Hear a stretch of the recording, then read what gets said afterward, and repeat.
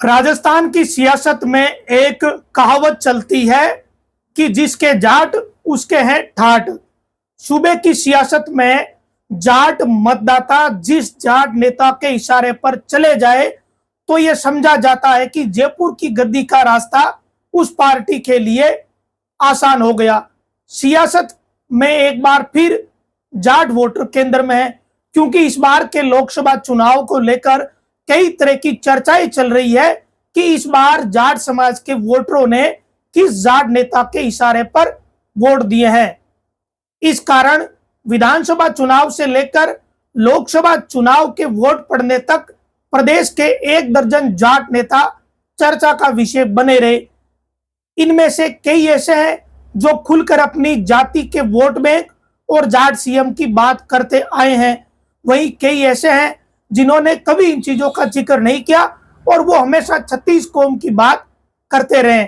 लेकिन इस बार के लोकसभा चुनाव में कुछ रोचक घटनाक्रम भी इन जाट नेताओं के बीच देखने को मिले, जिनका सियासी असर भी आगामी 1 दशक तक देखने को मिल सकता है। हालांकि यह सब कुछ चुनाव के परिणाम पर निर्भर करेगा, क्योंकि इस बार मौर्य बोला ने कटका निकालने जैसी बातें खूब हुई।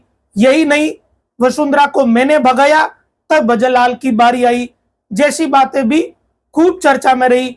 मारवाड़ में तो यह भी बात बड़े जोरों से चर्चा में रही कि कांग्रेस की तो धुनी ही बुझ गई।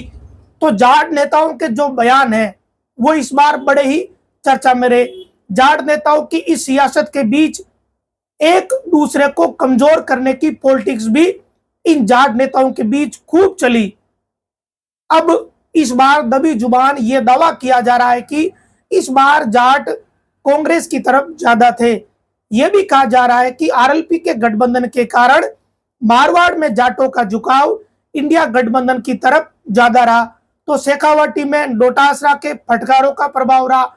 हालांकि इन चर्चाओं के बीच 4 जून को जब रिजल्ट आएगा तभी पता चलेगा कि कौन सा जाट समाज का नेता समाज में कद्दावर नेता के रूप में उभरा है और किस जाट नेता के कहने से जाट समाज ने वोट दिए हैं। पार्टी कोई भी हो, कंपटीशन नेताओं के बीच सत्ता से लेकर समाज तक रहता है। चाहे जाट समाज की बात करो या दूसरे समाज की बात करो, हर जाति के नेताओं के बीच अपनी पार्टी से जुड़ा कंपटीशन तो रहता ही है, समाज से जुड़ा हुआ कंपटीशन भी रहता ही रहता है। प्रदेश के जाट नेताओं में वर्तमान की बात करें तो पहले यह कंपटीशन सीधा सीधा गोविंद सिंह डोटासरा, सतीश पूनिया, हनुमान बेनीवाल, रामेश्वर डूडी, हरीश चौधरी व दिव्या मदेरणा जैसे नेताओं के बीच था। लेकिन विधानसभा चुनाव से लेकर लोकसभा चुनाव के बीच कई ऐसे घटनाक्रम या कई ऐसी परिस्थितियां बनी कि जिसके चलते वोट पड़ने से पहले और वोट पड़ने के बाद इसका दायरा और गणित पूरी बदल गई। अचानक रामेश्वर डूडी के बीमार होने के कारण वो इस कंपटीशन से बाहर हो गए, वहीं चुनाव हारने के कारण सतीश पूनिया इस दौड़ से बाहर हो गए। अब जो दावेदार है या जो कंपटीशन में है उनमें गोविंद सिंह डोटासरा, हनुमान बेनीवाल, हरीश चौधरी व दिव्या मदेरणा जैसे बड़े नेता है। कांग्रेस के नेताओं की बात करें तो वहां डोटासरा, हरीश चौधरी व दिव्या है, वहीं आरएलपी में इकलौता नाम हनुमान बेनीवाल का है। और अगर बीजेपी की बात करें और बीजेपी में पूरे मारवाड़ की बात करें तो फिर मिर्धा परिवार का नाम आता है, जिसमें ज्योति मिर्धा व रिचपाल मिर्धा जैसे नेताओं के नाम शामिल है। इन नेताओं के आसपास या आगे पीछे कुछ और भी नेता है, लेकिन मुख्य कंपटीशन इन्हीं नेताओं के बीच है। जाट समाज में कुछ और भी नेता है, लेकिन वो इस कंपटीशन के चक्कर में कहीं दिख नहीं रहे। जिन नेताओं के नाम अभी चर्चा में है उनके लिए ये लोकसभा का चुनाव शाख का चुनाव बना हुआ है, पार्टी के हिसाब से भी और समाज में इन नेताओं के कद के हिसाब से भी। अब शुरुआत करते हैं गोविंद सिंह डोटासरा से। गोविंद सिंह डोटासरा कांग्रेस के लिहाज से बड़े नेता है, कांग्रेस में वो प्रदेश अध्यक्ष है। उनके लिए प्रदेश की सभी 25 सीटें महत्वपूर्ण है, लेकिन 2 सीटें ऐसी है जिसे लेकर यह कहा जा रहा है कि ये 2 सीटें डोटासरा जी के लिए प्रतिष्ठा वाली सीटें हैं। एक सीट है सीकर, दूसरी है चुरू। सीकर बात करते हैं। सीकर लोकसभा क्षेत्र एक ऐसा क्षेत्र है जहां कभी भी बाहरी प्रत्याशी से वहां की जनता ने परहेज नहीं किया। यहां से बलराम जाखड़, देवीलाल जैसे नेता भी चुनाव जीते। इसलिए ही मूल रूप से हरियाणा के रहने वाले स्वामी सुबेदानंद सरस्वती को बीजेपी ने तीसरी बार मैदान में उतार दिया। स्वामी सुबेदानंद ने गत चुनाव में कांग्रेस के सामने 3 लाख के आसपास वोट से जीत दर्ज करी, लेकिन इस बार उनके सामने जमीन से जुड़े हुए नेता अमराराम है। अमराराम की छवि कई बार विधायक रहने के बाद भी रोडवेज में सफर करने वाले, किसानों के साथ दरी पर बैठने वाले और हर वक्त आंदोलन के लिए तैयार रहने वाले नेता के रूप में है। कांग्रेस और सीपीएम के गठबंधन ने उन्हें और ज्यादा ताकत भी दी है। कांग्रेस प्रदेशाध्यक्ष गोविंद सिंह डोटासरा का क्षेत्र होने के कारण उनकी प्रतिष्ठा भी दांव पर लगी हुई है। जातिगत समीकरण यहाँ भी बड़ा प्रभाव रखते हैं। यही कारण है कि स्वामी जी को वेशभूषा धारण करने के बावजूद सुमेधानंद को चुनाव से पहले अपना जाति का सर्टिफिकेट भी जनता के सामने रखना पड़ा था। सीकर में एक गाना भी इस बार बजा कि बाबा को भेजो मठ और अमरा को भेजो दिल्ली। तो सीकर की सीट गोविंद सिंह डोटासरा के लिए प्रतिष्ठा वाली है। अब बात करते हैं चूरू की। पिछले लोकसभा चुनाव में 3,34,402 वोटों से राहुल कस्वाहा बीजेपी से जीते थे, लेकिन उन्हें टिकट नहीं मिला तो वो कांग्रेस में आ गए। दूसरी ओर उनके सामने इंटरनेशनल खिलाड़ी देवेंद्र झाझड़िया बीजेपी से चुनाव मैदान में है, लेकिन यहाँ झाझड़िया से ज्यादा मुकाबला पूर्व नेता प्रतिपक्ष पूर्व मंत्री राजेंद्र राठौड़ की प्रतिष्ठा का है। इसके लिए 1 वर्ष पीछे हमें जाना पड़ेगा। कांग्रेस के प्रदेशाध्यक्ष डोटासरा व राजेंद्र राठौड़ के बीच जुबानी जंग 1 साल से चल रही थी। डोटासरा ने राठौड़ को खुली चुनौती दी कि वो चूरू से चुनाव नहीं लड़ेंगे और क्षेत्र को छोड़कर भागेंगे। राठौड़ को चूरू से हार की आशंका थी, इसलिए उन्होंने बीजेपी से तारानगर से चुनाव लड़ा। डोटासरा ने वहां पर भी चुनाव कहीं ना कहीं जातिकरण समीकरणों में उलझा ही दिया। मोरिया बोलाने का सबसे पहले कॉन्सेप्ट तारानगर में ही आया। ये स्थानीय भाषा में मोर बुलाने यानी हरवाने का जो नारा दिया गया वो बड़ा ही कारगर साबित हुआ और तारानगर में राजेंद्र राठौड़ का मोरिया बोल गया। जातिगत समीकरणों की वजह से उन्हें लगा कि कस्वाहा परिवार ने उन्हें हराने में मदद की। इधर निवर्तमान सांसद राहुल कस्वाहा का टिकट कट गया और ये माहौल बनाया कि कस्वाहा का टिकट काटकर राठौड़ ने देवेंद्र झाझड़िया को टिकट दिलवाया। ऐसे में अब भी ये मुकाबला राहुल कस्वाहा और राजेंद्र राठौड़ के बीच माना जा रहा है और उसमें भी प्रतिष्ठा गोविंद सिंह डोटासरा व राजेंद्र राठौड़ वाली ही दिख रही है। राहुल कस्वाहा के पिता राम सिंह कस्वाहा भी कई बार यहाँ से सांसद और उनकी मां कमला विधायक रह चुकी है। अब देखने वाली बात यह है कि किसकी प्रतिष्ठा बचती है और किसके मोर सीकर व चूरू में बोलते हैं। ये रही डोटासरा की बात, क्योंकि वो भी कांग्रेस के प्रदेश अध्यक्ष है और जाट समाज से ताल्लुक रखते हैं। अब बात करते हैं पिछले 15 सालों से जाट समाज के सबसे बड़े नेता बनकर उभरे हनुमान बेनीवाल के बारे में। ये बात जग जाहिर है कि 15 सालों के दौरान हनुमान बेनीवाल एक बड़े जाट नेता के रूप में उभरे हैं। अगर हनुमान बेनीवाल की बात करें तो नागौर की सीट उनके लिए प्रतिष्ठा वाली सीट है, क्योंकि हनुमान बेनीवाल ने लगातार पार्टी टूटने के बीच अपनी राजनीतिक प्रतिष्ठा को बचाने के लिए इस बार पूरा जोर लगाया। पहले वो 20 से 25 दिन तक दिल्ली में डेरा डालकर बैठे रहे। उन्होंने संयम बरता और इंतजार करके गठबंधन किया और गठबंधन करके ही वापस लौटे। फिर चुनाव प्रचार के बीच बीजेपी व मिर्जा परिवार को उन्होंने जबरदस्त टारगेट भी किया। बेनीवाल कई बार जाट मुख्यमंत्री व किसान मुख्यमंत्री की बात सार्वजनिक रूप से कह चुके हैं। बेनीवाल के भाषणों में इस बात को लेकर भी हमेशा दर्द दिखा है कि उनके ही समाज के नेताओं ने उनकी पार्टी को तोड़ा। डोटासरा, हरीश चौधरी, दिव्या जैसे नेता तो इस बात के लिए अड़ी गए थे कि गठबंधन नहीं करना है, लेकिन जैसे तैसे अशोक गहलोत ने यह गठबंधन करवा दिया। जब लगा कि अशोक गहलोत गठबंधन तो करवा देंगे, तो फिर जब हनुमान बेनीवाल दिल्ली में थे तो पीछे से हरीश चौधरी व डोटासरा जैसे नेताओं ने उम्मेदाराम को तोड़ा और जयपुर में उम्मेदाराम बेनीवाल को कांग्रेस ज्वाइन करवा दी। आरएलपी की यह स्थिति होने के बावजूद हनुमान बेनीवाल ने चुनाव लड़ा और गठबंधन किया। आरएलपी का गठन 2018 में हुआ। आरएलपी के बनने के बाद से ही हनुमान बेनीवाल की पहचान प्रदेश के सबसे बड़े जाट नेता के रूप में उभरी। इस बात को कोई नकार भी नहीं सकता। बेनीवाल धीरे धीरे देश की राजनीति में भी अपने पैर पसारने लगे थे। सांसद बनने के बाद वो दिल्ली गए और दिल्ली में उन्होंने बड़े राजनेताओं के साथ उठना बैठना शुरू किया और अपनी पेट बनानी शुरू करी। लेकिन विधानसभा चुनाव से लेकर लोकसभा चुनाव तक आरएलपी को कांग्रेस में बीजेपी के नेताओं ने मिलकर लगभग तोड़ ही दिया।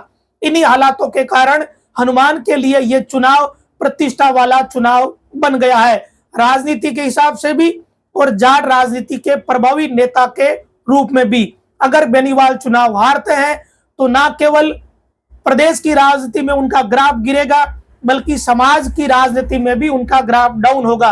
अगर आरएलपी को इस तरीके से तोड़ने के बावजूद बेनीवाल चुनाव जीत जाते हैं तो फिर मान के चलिए कि हनुमान बेनीवाल अपनी पार्टी को फिर से वैसा ही खड़ा कर लेंगे जैसा 2018 की स्थिति थी। अब बात करते हैं बीजेपी की उस नेता की जिसे बीजेपी लगातार प्रमोट कर रही है। प्रदेश की एक बड़ी जाट नेता के रूप में उसे बीजेपी स्थापित करने की कोशिश विधानसभा चुनाव से लेकर लोकसभा चुनाव तक करती देखी गई। बात करते हैं मिर्धा परिवार की और ज्योति मिर्धा की। ज्योति मिर्धा के साथ साथ बृजपाल मिर्धा का भी गजब का राजनीतिक कद बढ़ा है। बृजपाल मिर्धा ने तो इस बार खुलेआम जाट राजनीति की बात की। बिना नाम लिए उन्होंने गहलोत साहब पर खूब निशाने साधे। ये कहा कि जाटों की राजनीति एक नेता ने खत्म की। कई नेताओं के नाम भी उन्होंने लिए, मदेरणा से लेकर मिर्धा, ओला परिवार, राम सिंह बिश्नोई का परिवार, इनका नाम ले लेकर बृजपाल मिर्धा ने कहा कि इनकी राजनीति खत्म करने के पीछे कांग्रेस के एक ही नेता का हाथ है और वो शंकरिया कनपट्टी मार है। ये बात किसको कही हम सभी जानते हैं। वहीं ज्योति मिर्धा को तो बीजेपी लगातार प्रमोट ही कर रही है। ज्योति मिर्धा को जब से बीजेपी ज्वाइन करवाई है उसके बाद से ये लग रहा है कि बीजेपी ने ज्योति मिर्धा को हनुमान बेनीवाल की काट के रूप में बीजेपी में ज्वाइन करवाया। खुद ज्योति मिर्धा ने लोकसभा चुनाव के प्रचार के दौरान एक बात कही थी। उन्होंने क्यूसर में कहा था कि मोदी जी व अमित शाह ने मुझे बोतल खाली करने की जिम्मेदारी दी है। इन सारी बातों से यही लग रहा है कि बीजेपी ज्योति मिर्धा को राजस्थान की जाट राजनीति में मजबूत नेता के रूप में स्थापित करना चाहती है। ज्योति ने कभी खुलकर जाति की बात नहीं की, लेकिन उनके चाचा बृजपाल मिर्धा हमेशा ही खुलकर बोलते हैं। इस बार लोकसभा चुनाव के दौरान उन्होंने खुलकर जाटों के बारे में बोला। मिर्धा परिवार का जाट राजनीति में और मारवाड़ की जाट राजनीति में हमेशा दबदबा रहा। 51 वर्षीय ज्योति मिर्धा शक्तिशाली मिर्धा परिवार से आती है जिसका नागौर की राजनीति में दशकों तक दबदबा रहा। वे कांग्रेस के दिग्गज नेता नाथूराम मिर्धा की पोती है जो दशकों तक पार्टी के कद्दावर नेता रहे। उन्होंने 1991 से लेकर 96 के बीच 6 बार नागौर लोकसभा का प्रतिनिधित्व किया। वहीं 1977 की जनता पार्टी के लहर के दौरान भी नाथूराम मिर्धा नागौर से विजय हुए। तब ये कहा था कि बाबा ने बीबीसी बोला दी। उस चुनाव में कांग्रेस ने राजस्थान में एकमात्र सीट ही जीती थी। ऐसे में बीजेपी उस कद्दावर परिवार की एक कद्दावर बेटी को मारवाड़ व राजस्थान की राजनीति में एक बड़े जाट नेता के रूप में स्थापित करने की कोशिश कर रही है। अब बात करते हैं हरीश चौधरी की। हरीश चौधरी लोकसभा का चुनाव तो नहीं लड़ रहे, लेकिन बाड़मेर की सीट के समीकरण और जो हालात बने उससे यही लग रहा है कि हरीश चौधरी के लिए बाड़मेर का चुनाव बड़ा ही खास है, क्योंकि उन्होंने जाट समाज से आने वाले हनुमान बेनीवाल की पार्टी के मजबूत सिपाही उमेदराम बेनीवाल को तोड़ा और उन्हें कांग्रेस का टिकट भी दिलवाया। अब हरीश चौधरी के लिए यह स्थिति बन चुकी है कि उनके लिए भी मामला प्रतिष्ठा वाला है। जालोर में जो बात बेनीवाल ने बोली उससे सारी बातें जग जाहिर भी हो गई। ऐसे में जितना बाड़मेर का चुनाव उमेदराम के लिए जीतना जरूरी है उतना ही हरीश चौधरी के लिए भी जरूरी है। हरीश चौधरी व हनुमान बेनीवाल की अदावत कोई नई नहीं है, पुरानी अदावत चल रही है और हरीश चौधरी चाहते हैं कि बाड़मेर की राजनीति में बेनीवाल की दखल अंदाजी नहीं हो, क्योंकि वो खुद को बाड़मेर का बड़ा नेता शायद मानते हैं। इधर बेनीवाल ने भी बाड़मेर की राजनीति में अपना प्रभाव 2018 से लेकर 2021-22 तक जमकर छोड़ा, लेकिन 2023 और 2024 में बाड़मेर की पॉलिटिक्स में हनुमान बेनीवाल का ग्राफ गिरा है। कारण यह कि उन्होंने जालोर में उम्मेदराम बेनीवाल को लेकर जो बात कही, उससे वहां एक कंफ्यूजन क्रिएट हो गया। अब देखने वाली बात यह रहेगी कि नागौर में हनुमान बेनीवाल जीते हैं या बाड़मेर में उम्मेदराम बेनीवाल, या फिर दोनों ही जीते हैं या दोनों हारते हैं। इस पर बहुत कुछ दोनों ही जिलों की राजनीति में निर्भर करेगा। अब बात करते हैं ओसिया की शेरनी दिव्या मदेरणा की। अगर दिव्या मदेरणा की बात करें तो विधानसभा चुनाव हारने के बावजूद दिव्या मदेरणा भयंकर तरीके से सक्रिय है। एक्स हैंडल जो पहले ट्विटर था, उस पर तो दिव्या मदेरणा लगातार जोधपुर ग्रामीण के एसपी को चुनौती ही दे रही है। कद्दावर नेता परसाराम मदेरणा की राजनीतिक विरासत को बनाए रखने के लिए उनके सामने कई तरह की चुनौतियां हैं। पिता महिपाल मदेरणा के सीडी कांड के बाद दिव्या ने 5 साल के विधायक कार्यकाल के दौरान मदेरणा परिवार को उस सीडी कांड के दौर से बाहर निकाल लिया। राजनीतिक रूप से और सामाजिक रूप से भी समय के साथ साथ सीडी कांड की वो बातें भी धुंधली हो गई और अब दिव्या अपने प्रयास में कारगर भी रही है। दिव्या ने मौका मिलने पर हनुमान बेनीवाल जैसे नेता से भी टकराने में कभी कोई कसर नहीं छोड़ी। चुनौती तो वो हर किसी को देने के लिए तैयार ही रहती है। अब लगे हाथ वो जोधपुर ग्रामीण के एसपी को लगातार चुनौती दे रही है। तो ये दिव्या मदेरणा की स्टाइल रही है। कुल मिलाकर चाहे हनुमान बेनीवाल हो, ज्योति मिर्धा हो, रिचपाल मिर्धा हो, दिव्या मदेरणा हो, गोविंद सिंह डोटासरा हो या हरीश चौधरी जैसे नेता, जाट समाज से आने वाले इन नेताओं के लिए इस बार का चुनाव जीतना या जितवाना बड़ा ही जरूरी है। जाट नेता के रूप में उनके बीच नंबर 1 की लड़ाई लगातार चल रही है। पिछले 15 सालों का अगर टंटोल कर देखे तो हनुमान बेनीवाल निर्विवादित रूप से एक बड़े जाट नेता के रूप में उभरे, लेकिन जैसे ही कांग्रेस ने गोविंद सिंह डोटासरा को प्रदेश अध्यक्ष बनाया और उसके साथ बीजेपी ने जब सतीश पूनिया को प्रदेश अध्यक्ष बनाया, तो उसके बाद हनुमान बेनीवाल के लिए कंपटीशन पैदा हो गया। लेकिन सतीश पूनिया आउट हो गए, लेकिन डोटासरा का कद लगातार बढ़ रहा है। दूसरी तरफ बेनीवाल की पार्टी को भी लगातार तोड़ा गया। इन सारी परिस्थितियों के बीच ये चीज देखने वाली रहेगी कि इस बार राजस्थान में कौन सा नेता जीतकर अपनी बाजी रख पाता है। प्रदेश की सियासत में जाट नेता कई बार ये कह चुके हैं कि राजस्थान में अब तक जाट सीएम नहीं बना।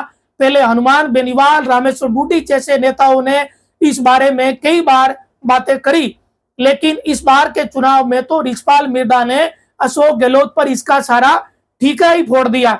अब देखने वाली बात यह रहेगी कि 4 जून को कौन सा नेता जीतकर जाट समाज का कद्दावर नेता बन पाता है।